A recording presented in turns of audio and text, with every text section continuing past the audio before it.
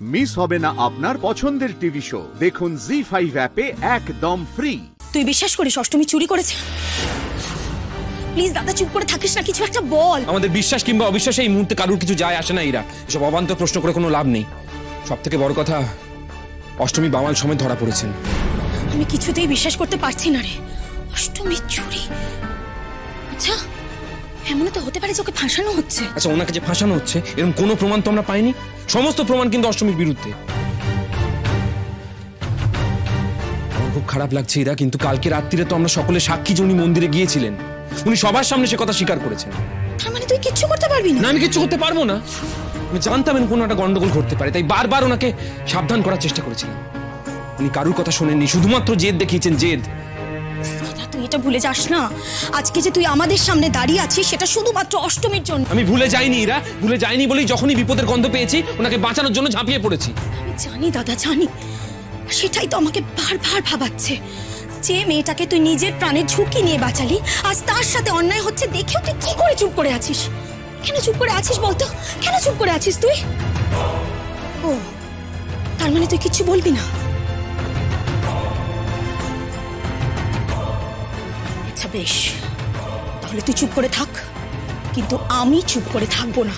বারবার অন্যায় দেখেও আমি চুপ করে থাকবো না দাদা। ইরা শোন, ইরা শোন।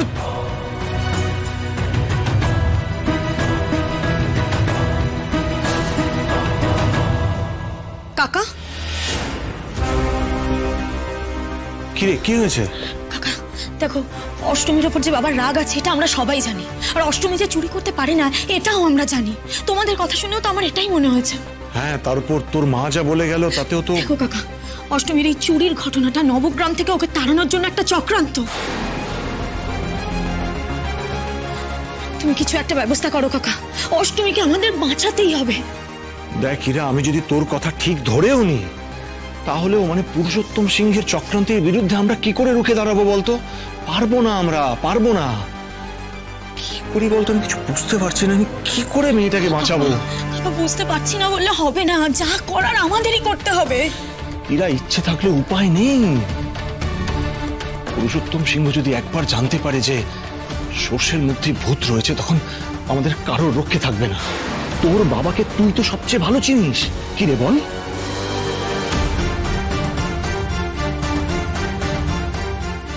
আমি বলি কি, শোন, ওই একটা বাইরের মেয়েকে নিয়ে এত মাথা ঘামাস না। তোর মাকেও না হয় আমি বুঝিয়ে বলবো। কাকা, ঘরে বাইরের হিসেবটা তো মেপে চুপে হয় না। অনেক সময় বাইরের লোকেরা বাড়ির লোকের থেকে অনেক বেশি আপন হয়। কাকা প্লিজ, আরেকটা অন্যায় হতে দিও না। আরে আমি কি করবো বলতো, আমি কি করবো আমি কিচ্ছু বুঝতে পারছি না। তুই তুই তুই একটা কাজ করতে পারবি? কি করতে হবে শুধু তুমি বলো। অষ্টমীকে তোরা টানতে টানতে জাস্ট নিয়ে চলে গেল। হ্যাঁ, কিন্তু তার মানে ওর ফোনটা এই বাড়িতেই রয়েছে। থাকার তো কথা। আচ্ছা আচ্ছা, ওর ফোন থেকে ওর বাবা মাকে একটা ফোন করতে পারবি? ওনারা এলে অন্তত মেয়েটা একটু সুরাহা হবে, মেয়েটা মনে জোর পাবে। একদম ঠিক কাকা, এই কথাটা আমার জাস্ট মাথাতেই আসেনি। তুমি একদম ঠিক বলেছো। কিন্তু যা করবি খুব সাবধানে করিস, ঠিক আছে? একদম চিন্তা করো না, সাবধানে। Thank you.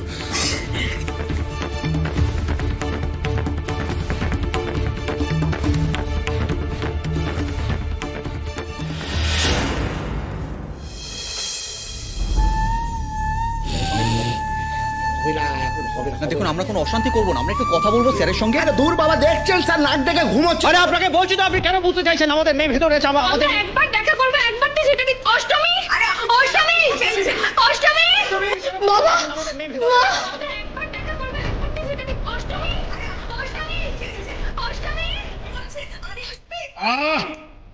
এটা কি থানা নাকি মাঠে বাজার?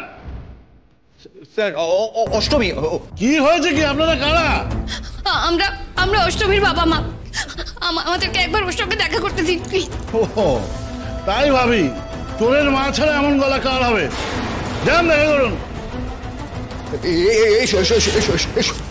অষ্টমী, অষ্টমী, অষ্টমী, অষ্টমী, অষ্টমী।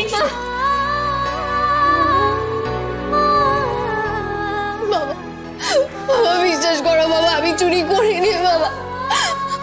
মা আমাকে ভাসানো হচ্ছে। তুই তুই তুই তুই কাঁদিস না মা, তুই কাঁদিস না, দেখবি সব ঠিক হয়ে যাবে, সব ঠিক হয়ে যাবে। কিন্তু ভাসানো হচ্ছে মানে তোকে কে ভাসাচ্ছে মা? তোমরা তার আগে বলো তো, তোমাদেরকে কে খবর দিল, কিভাবে এলে?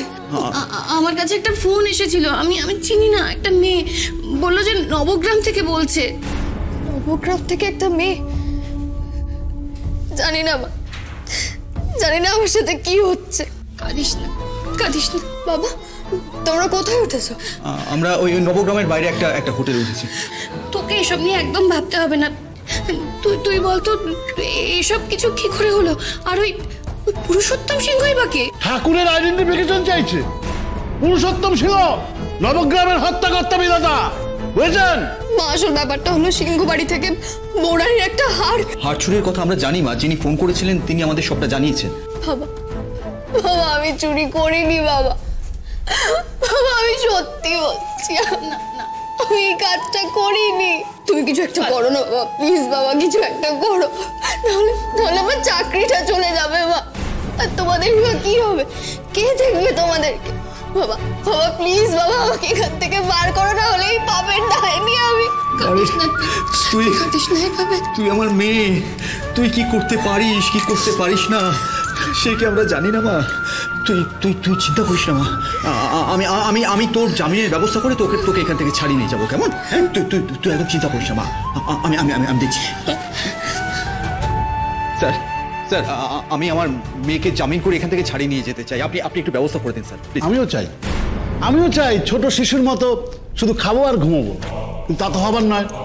আপনার মেয়ে আমার খিচুড়ি খাওয়া নিয়ে খোঁটা দিয়েছিল, বলেছিল যে পুলিশের কাজ হচ্ছে চব্যচস্য খাওয়া নয়, পুলিশের কাজ হচ্ছে চোরকে ধরে কোর্টে চালান করা। বুঝতে পেরেছেন? আমি আপনাকে কি বলছি আর আপনি আমাকে কি উত্তর দিচ্ছেন দারোগা বাবু? আমি আপনাকে বলছি যে আমি আমার মেয়ে অষ্টমীকে এখান থেকে জামিন করিয়ে ছাড়িয়ে নিয়ে যেতে চাই, আমাকে কি করতে হবে সেটুকু শুধু আপনি আমাকে বলে দিন। আপনাকে কিছু করতে হবে না, যা করার সব আমরাই করব। হ্যাঁ, কি করবেন আপনারা? আপনি কি ইয়ার্কি মারছেন নাকি আমাদের সঙ্গে? তুমি এত উত্তেজিত হলে তুমি শান্ত থাকো। কি করে শান্ত বলো? তুমি দেখতে পাচ্ছ না আমাদের মেয়েটা কিভাবে কোনো দোষ না করে গারদের পেছনে আটকে আছে? চুপ, একদম গলা নামিয়ে কথা বলুন। এটা থানা, এটা আপনার বাড়ির বৈঠক কেন নয়। আর বলতে চাইছি না, বলছি আপনার মেয়ের জামিন হবে না। পুরুষোত্তম সিংহের বাড়িতে বৌরানির গলার হার চুরি করেছে আপনার মেয়ে, কাল কেস কোর্টে উঠবে, যা ফয়সালা হওয়ার সেখান থেকে হবে। যান, এখন যান। এই কে কোথায় আছিস? একটা কড়া করে চা দে তো আমাকে। কাঁচা ঘুমটা ভেঙে মাথাটা ধরে গেল। বাবা প্লিজ কিছু একটা করো বাবা, আমাকে বার করো, আমি সত্যি বলছি আমি কিছু করিনি বাবা। জি5 ডাউনলোড করুন আর সব এপিসোড দেখুন একদম ফ্রি।